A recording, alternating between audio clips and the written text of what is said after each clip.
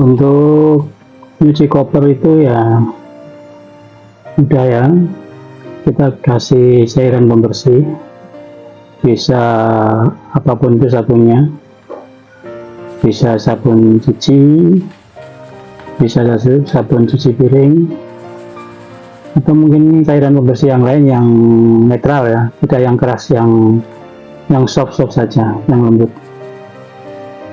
Kemudian kita tambahkan sabun, kita tambahkan air sedikit biar untuk proses penyikatannya lebih mudah, proses pembersihannya lebih mudah. Kemudian pakai sikat yang di situ sekiranya bisa menjangkau sudut-sudut yang sulit ya. Nah, penggunaan dari kain, lap kain seperti ini adalah ya untuk segera membersihkan sabun-sabun atau air-air yang di situ, air kotornya ya. Nah, sambil membersihkan kotoran-kotoran yang masih tersisa. Nah, fungsinya apa? Kain seperti ini supaya ini nanti proses pengeringannya lebih cepat ya. Karena air segera diserap, kemudian juga bila masih ada kotoran-kotoran yang tersisa masih terlihat, segera bisa disikat ulang.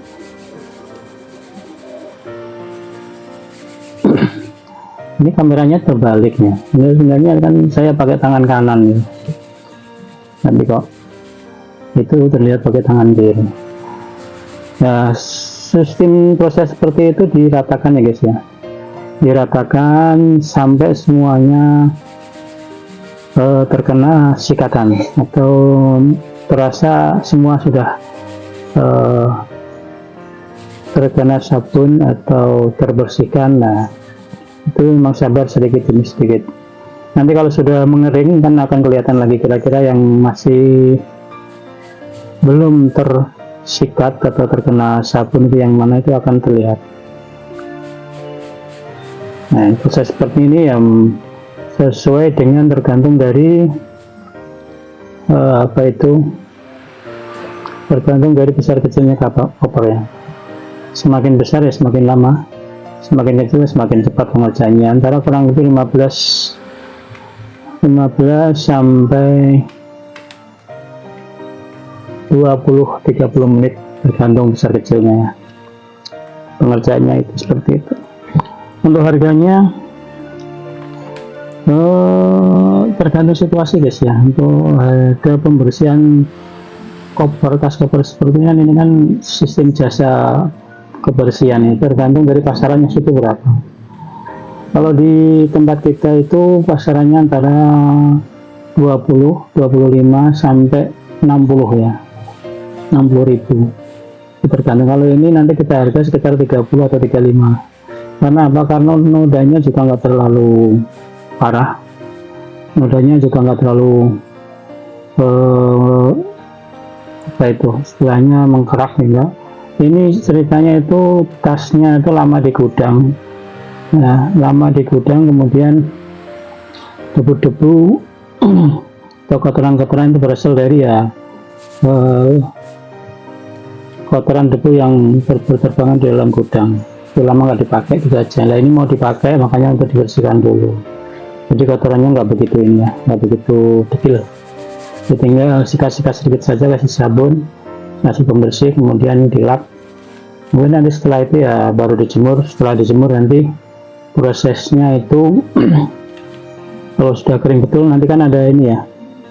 Oh ya, di kantong-kantong depan, samping kalau ada itu cepat juga dibersihkan, dibuka juga di dalamnya nanti, dibersihkan juga. Sama prosesnya, disikat pelan-pelan, kemudian dilap dengan kain yang meresap ya. Nah, setelah itu kemudian kita jemurnya ya mungkin nggak lama-lama aja, sekitar antara 30 menit ya, 30 menit. Nah, ini kalau nggak ada panas ya, kalau enggak ya sekitar 1 jam, 1,5 jam sudah kering, karena kita sekali disikat langsung kita lap. sikat langsung kita angkat. Jadi airnya itu tidak terlalu menyerap di kain-kain di pori-pori ya. Seperti itu. Kenapa ini kita pakai seperti itu? Supaya cepat selesai. Karena ini kopernya rencana juga mau akan segera digunakan sama yang punya. Terlihat. Nah, prosesnya nanti setelah bersih semua, setelah dijemur, ini kering tuh. Kemudian kita proses finishing. Finishing nanti kita kasih cairan-cairan yang disitu bisa agak mengkilapkan ya, supaya tasnya lebih terlihat mengkilap, kemudian terlihat baru. Kemudian juga setelah itu setelah kita kasih sikat kasih cairan-cairan seperti itu, kita lap supaya lebih fresh, lebih mengkilap. Baru setelah itu kita kasih pewangi, kita kasih semprot pewangi khususnya pewangi tas atau pewangi sepatu juga boleh. Aromanya kan macam-macam itu. Nah, kita kasih semprot dalamnya, terutama ya dalamnya. Setelah dikasih pewangi parfum, kemudian sebelum di packing ya, sebelum dikemas dengan plastik, dibungkus plastik, itu kita kasih seperti itu ya, pengawet itu ya, apa namanya itu, seperti anti jamur, anti serangga. Itu yang namanya apa, itu yang sering ditaruh di dalam kemasan jajan-jajanan itu ya, makanan itu ya, itu apa itu namanya, seperti sasetan itu, kok lupa saya.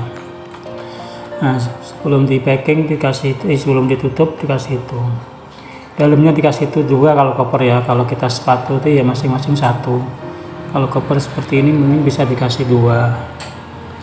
Itu kemudian packingnya ya, packingnya itu plastiknya plastik yang besar ya, ukuran bed cover itu ukuran 60-100 itu masuk tuh kalau yang ini ya. Kalau saya biasanya pakai yang roll itu murah, itu satu roll itu kurang lebih harganya 40-an ribu dengan 50 meter ya, kalau tidak salah, kurang lebih ya 33 atau 50 ya, 30 meter atau 50 ya, lupa saya. Itu satu roll plastik ukuran 40 lebarnya 60 ya, 60 lebarnya 60 roll. Itu yang plastik bening ya, plastik yang transparan bening, bukan yang buram ya. Kalau untuk satuan, untuk kemas atau packing cuci satuan, laundry satuan itu seperti sepatu, baju kemeja, kemudian atau jas, baju pengantin ya, seperti tas atau yang seperti ini, cover dan lain sebagainya, bed cover ya, itu kita pakai kemasan plastik yang bening karena supaya mengangkat harga, karena kalau bening dengan butek itu kelihatan lebih pantas dihargai mahal kalau yang dengan plastik yang bening, bukan yang buram. Kita butek, sejauh ini butek. Kalau yang buram itu kita pakai khusus untuk kiloan-kiloan saja, yang harga standar. Harga orang-orang yang di situ memang cari yang minimalis atau ekonomis ya. Kalau itu irit ya kita pakai harga-harga standar yang di sini kan per kilo 5.000 4.000 standarnya. Nah, itu kita pakai plastik buram. Karena apa? Biar agak masuk ya pengerjaannya, biaya operasionalnya biar agak masuk, kemudian ada selisih harga itu kan kita bisa kasih ke karyawan, kita juga sendiri bisa menikmati hasil dari kerja kita sendiri ya.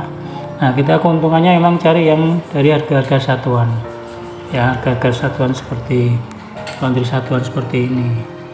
Kalau kita harga 35-50 ribu ini ya tidak akan protes konsumen ya, karena memang kita ini sudah mempunyai beberapa konsumen yang loyal. Karena kalau ada yang mau dicuci kita ambil, kemudian setelah beres kita kembalikan lagi. Jadi kalau bertaburan ada stand-stand atau kios-kios laundry baru itu kita nggak khawatir, karena sistem mereka rata-rata ya cuma nunggu bola. Kalau kita kan sudah jemput bola, kemudian juga ada konsumen, ada kita juga paket bulanan, bayarnya juga belakangan bulan sekali ya. Banyak yang minat, banyak yang suka. Ya resikonya emang pada nggak bayar ya sudah jadi resiko pekerjaan, tapi dari sekian persentase yang tidak bayar itu saya kira persentasenya nggak ada sampai 5%, nggak ada, masih di angka 95% itu pada beres-beres semua, nggak ada yang nunggak ya. Dari persentase sekian itu masih bisa ketutup dengan konsumen-konsumen yang loyal ya.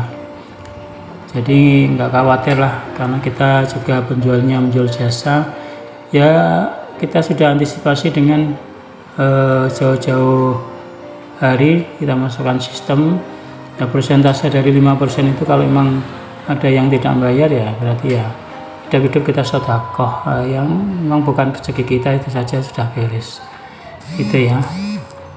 Itu masih banyak lagi ya pekerjaan atau yang bisa kita kerjakan. Kalau ada yang mau komen-komen atau tanya-tanya tentang kehidupan usaha bisnis laundry atau usaha laundry, mencuci ya, bisa tanya-tanya di kolom komen ya. Terima kasih ya.